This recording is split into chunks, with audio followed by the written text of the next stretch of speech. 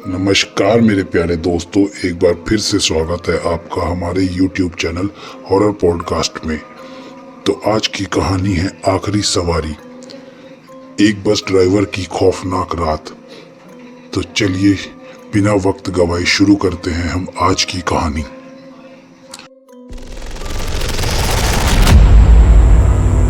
रामेश्वर यादव पिछले 12 साल से गया से मुजफ्फरपुर के बीच रात की बस चला रहा था। उम्र 50 के आसपास, चेहरे पर झुर्रियां जैसे नक्शे की लकीरें और आंखों में वो थकान जो सिर्फ रात भर की ड्राइविंग से नहीं बल्कि जिंदगी के बोझ से आती है। बस का नंबर था BR06। लोग उसे काली परी कहते थे क्योंकि रंग काला था और चलती तो हवा से बातें करती थी। उस दिन दिवाली के बाद पहली अमावस्या थी। पूरा बिहार पटाखों की गंध और धुंध से डूबा हुआ था, लेकिन जैसे ही शहर पीछे छूट गया वैसे वैसे सन्नाटा गहराता गया। रामेश्वर के साथ उसका कंडक्टर बुद्धन भी था, एक दुबला पतला लड़का, उम्र यही कोई 22-23 साल, जो अभी 6 महीने पहले ही इस लाइन में आया था। बुद्धन, बेटा आज सवारी कम लग रही है, रामेश्वर ने स्टीयरिंग घुमाते हुए कहा। हाँ उस्ताद, दिवाली का असर है, कोई बाहर निकलने का नाम नहीं ले रहा, बुद्धन ने जवाब दिया टिकट की गड्डी संभालते हुए। बस में कुल 7 सवारी थी। एक बुढ़िया अपनी पोती के साथ, 2 मजदूर जो सीमाचल जा रहे थे, एक अध्यापक साहब जो चश्मा लगाए किताब में डूबे हुए थे और 3 लड़के जो शायद किसी शादी से लौट रहे थे। रात के करीब 10:30 बज रहे थे जब बस शेखपुरा के जंगल वाले हिस्से में दाखिल हुई। वो हिस्सा जिसे लोग सुनसान पट्टी कहते हैं कि वहां ना बिजली के खंभे पर लाइट ठीक से जलती, ना मोबाइल का नेटवर्क आता था। रामेश्वर को इस रास्ते के हर मोड़, हर गड्ढे याद थे। 12 साल में उसने इस सड़क को इतनी बार देखा था कि आंखें बंद करके भी चला सकता था, लेकिन आज कुछ अलग था, कुछ ऐसा जो उसे समझ नहीं आ रहा था, मगर महसूस हो रहा था कि कुछ गड़बड़ है। सड़क के दोनों तरफ घने सागवान के पेड़ थे और उनकी घनी टहनियां हवा में इस तरह हिल रही थी जैसे कोई अनदेखा हाथ उन्हें झंझोड़ रहा हो।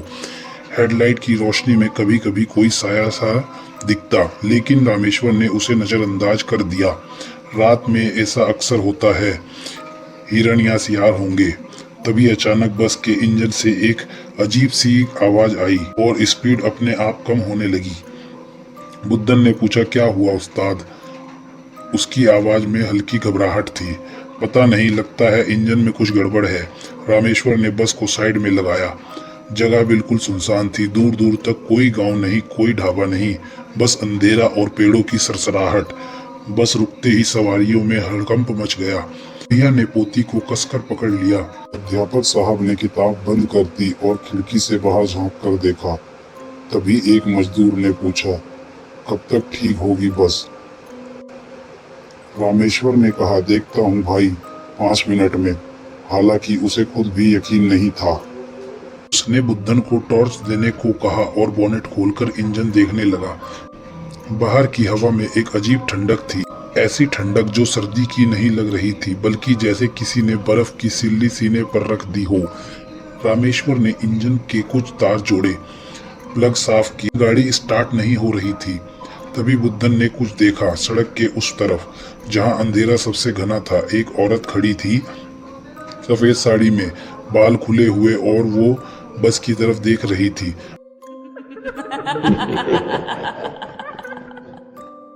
बुद्धन की आवाज कांप रही थी, उस्ताद वो देखिए। रामेश्वर ने सिर उठाकर देखा। कहाँ? बुद्धन ने इशारा किया। वहां, अरे अभी तो थी। अब वहां कोई नहीं था, सिर्फ अंधेरा और पेड़ों की परछाइयां। तेरा दिमाग खराब हो गया है क्या? रात भर अकेले ड्यूटी करते करते डर गया है, रामेश्वर ने हंसते हुए कहा। हंसी में भी एक हल्का डर सा था। 20 मिनट की मेहनत के बाद इंजन धड़धड़ाकर बस स्टार्ट हो गई। रामेश्वर ने राहत की सांस ली और बस को आगे बढ़ाया, लेकिन जैसे ही बस ने रफ्तार पकड़ी, अध्यापक साहब ने पीछे से आवाज लगाई, भैया जरा रुकिए, एक सवारी छूट गई है। रामेश्वर ने चौंक कर पूछा, वो जो सामने खड़ी थी सफेद साड़ी में हाथ हिला रही थी। बुद्धन का चेहरा पीला पड़ गया। रामेश्वर ने पीछे मुड़कर देखा, बुद्धन की तरफ, फिर आगे सड़क की तरफ। दूर हेडलाइट की रोशनी में वही औरत खड़ी थी। सफेद साड़ी, खुले बाल और चेहरा साफ नहीं दिख रहा था, जैसे किसी ने उसे धुंध से ढक दिया हो। बुद्धन ने लगभग चिल्लाते हुए कहा, उस्ताद मत रोकिए। लेकिन रामेश्वर 12 साल से ड्राइवर था और उसका नियम था, रात हो या दिन कोई भी सवारी छूटनी नहीं चाहिए। उसने ब्रेक लगा दिया। औरत धीरे धीरे बस की तरफ बढ़ी। उसके पैरों की आवाज नहीं आ रही थी, जैसे वो जमीन को छुए बिना ही चल रही हो। दरवाजा खुला और वो चढ़ गई। टिकट की गड्डी हाथ में लिए बुद्धन ने कांपती आवाज में पूछा, कहाँ जाना है आपको माँ जी? औरत ने कोई जवाब नहीं दिया। वो सीधे पीछे की सीट पर जा बैठी, वहीं जहां खिड़की टूटी हुई थी और सीट का कवर फटा हुआ था। वो सीट जिस पर आम तौर पर कोई नहीं बैठता था, क्योंकि वहां से ठंडी हवा सीधे अंदर आती थी। बस फिर से चल पड़ी। अंदर का माहौल अचानक बदल गया। बुढ़िया ने पोती को और कस के पकड़ लिया। अध्यापक साहब ने चुपचाप हनुमान चालीसा बुदबुदाना शुरू कर दिया और 3 लड़के जो अभी तक हंसी मजाक कर रहे थे बिल्कुल खामोश हो गए। रामेश्वर ने रियर व्यू मिरर में देखा। औरत सीट पर बैठी सीधे सामने देख रही थी। उसकी आंखें मिरर में साफ नहीं दिख रही थी, जैसे उसमें रोशनी ही ना हो। करीब 10 मिनट बाद बुद्धन टिकट काटने के लिए उसके पास गया। माता जी, कहाँ का टिकट काटना है?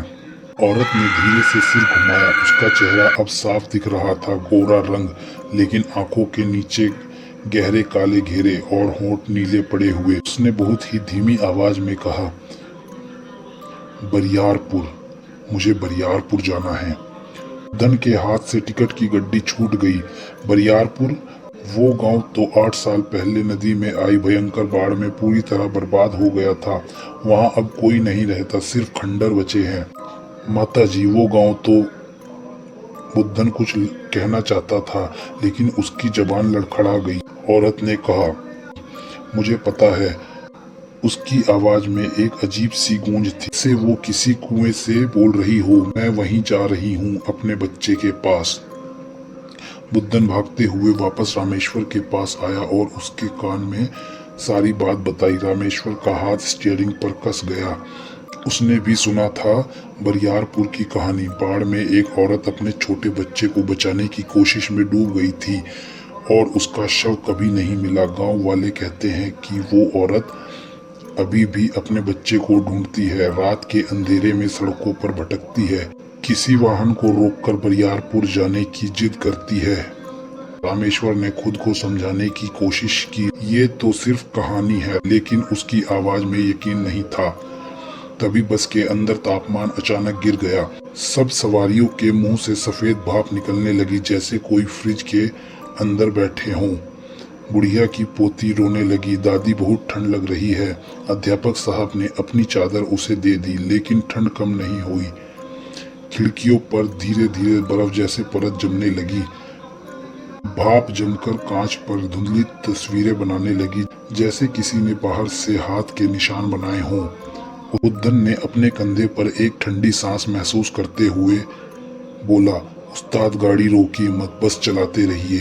रामेश्वर ने स्पीड बढ़ाई। सड़क अब और भी अंधेरी लग रही थी, जैसे हेडलाइट की रोशनी भी कमजोर पड़ रही हो। दूर एक मोड़ पर उसे एक बोर्ड दिखा, बरियारपुर मार्ग बंद, आगे पुल टूटा है।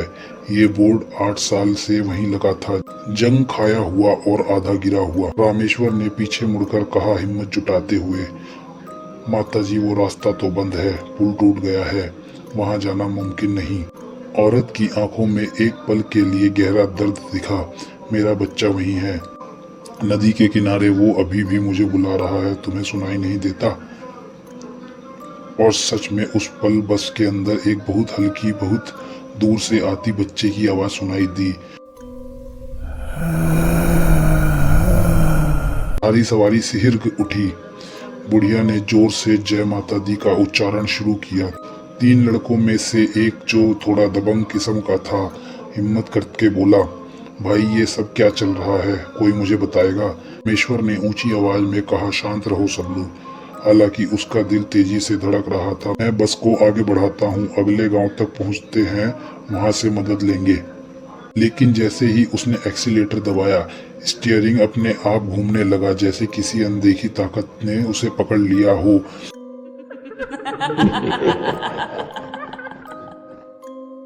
बस बरियारपुर वाले मोड़ की तरफ मुड़ने लगी। रामेश्वर ने पूरी ताकत से स्टीयरिंग को सीधा रखने की कोशिश की।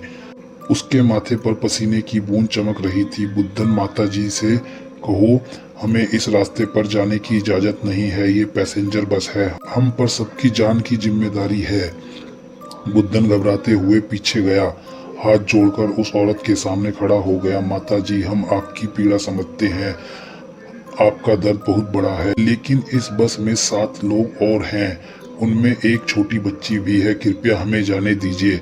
औरत ने बुद्धन की तरफ देखा। उसकी आंखों में 8 साल का जमा हुआ दर्द, गुस्सा और एक माँ की बेचैनी साफ झलक रही थी। मैं सिर्फ अपने बच्चे को ढूंढना चाहती हूँ, कोई मेरी मदद नहीं करता। हर गाड़ी वाला मुझे बीच रास्ते में उतार देता है, डर जाता है, भाग जाता है, कोई मुझे बरियारपुर तक नहीं पहुँचाता। प्रिया, जो अब तक कोने में सहमी बैठी थी, हिम्मत जुटाकर बोली, बेटी, तेरा बच्चा अब इस दुनिया में नहीं है, जो चला गया वो लौटकर नहीं आता। तू खुद भी इस दुनिया की नहीं है। इस तरह भटकते रहने से तुझे भी शांति नहीं मिलेगी और तेरे बच्चे की आत्मा भी तड़पती रहेगी। पूरी बस में सन्नाटा छा गया। सिर्फ इंजन की गड़गड़ाहट और बाहर हवा की सरसराहट सुनाई दे रही थी।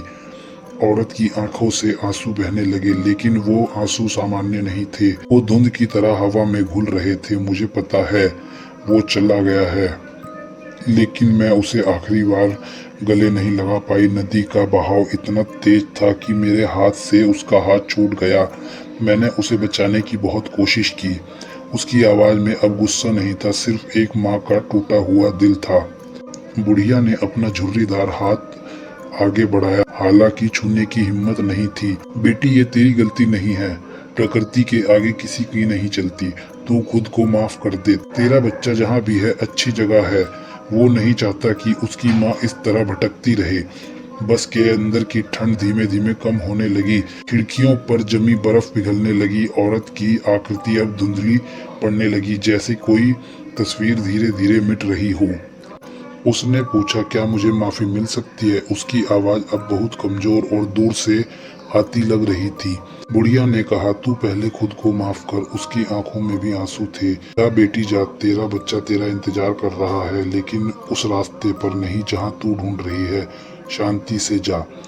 एक हल्की सी रोशनी जैसे जुगनू की चमक औरत की आकृति के चारों ओर घूमने लगी।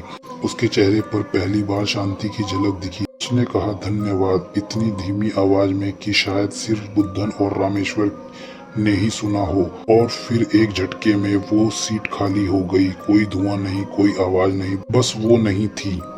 स्टीयरिंग अपने आप सीधा हो गया। रामेश्वर के हाथ अब भी कांप रहे थे, लेकिन उसने बस को नियंत्रण में ले लिया। बस के अंदर की हवा फिर से सामान्य हो गई, ना ठंड ना वो अजीब सी भारी खामोशी।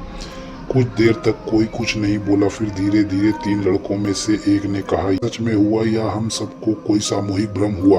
अध्यापक साहब ने अपनी चादर वापस लेते हुए धीमे से कहा, बेटा, कुछ चीज भ्रम नहीं होती, कुछ दर्द इतने गहरे होते हैं कि वो मरने के बाद भी शांत नहीं होते। हमने आज एक माँ की पीड़ा देखी। बुढ़िया ने अपनी पोती को गले लगाते हुए आसमान की तरफ देखते हुए धीमे से कहा, भगवान उस बेचारी की आत्मा को शांति दे। रामेश्वर ने बस को आगे बढ़ाया। कुछ ही मिनटों में सुनसान पट्टी खत्म हो गई और दूर गांव की रोशनी दिखने लगी। ढाबे की चाय से उठता धुआं, कुत्ते भौंक रहे थे। यहाँ फिर से सामान्य हो गई। बस अगले स्टॉप पर रुकी। रामेश्वर ने इंजन बंद किया और गहरी सांस ली। बुद्धन उसके पास आया। उसका चेहरा भी अब सफेद था। उस्ताद, मैं आपके साथ 12 साल से नहीं हूँ, लेकिन ये 6 महीने में मैं आज की रात कभी नहीं भूलूंगा। रामेश्वर ने मुस्कुराने की कोशिश की, लेकिन उसकी आंखों में अब भी डर था। बेटा, मैं भी 12 साल से इस रास्ते पर चल रहा हूँ। कई बातें सुनी थी इस सुनसान पट्टी के बारे में, कभी यकीन नहीं किया। आज पता चला कुछ कहानियां सिर्फ कहानियां नहीं होती, उसने आसमान की तरफ देखा जहां अमावस्या की रात में तारे बड़ी मुश्किल से चमक रहे थे। कभी कभी सोचता हूँ इस दुनिया में हम सब अपने अपने रास्ते पर भटक रहे हैं, किसी न किसी की तलाश में। फर्क सिर्फ इतना है कि हम में से कुछ जिंदा हैं और कुछ अभी भी रास्ता ढूंढ रहे हैं। बस फिर से चल पड़ी अपनी बाकी सवारियों को उनकी मंजिल तक पहुंचाने के लिए।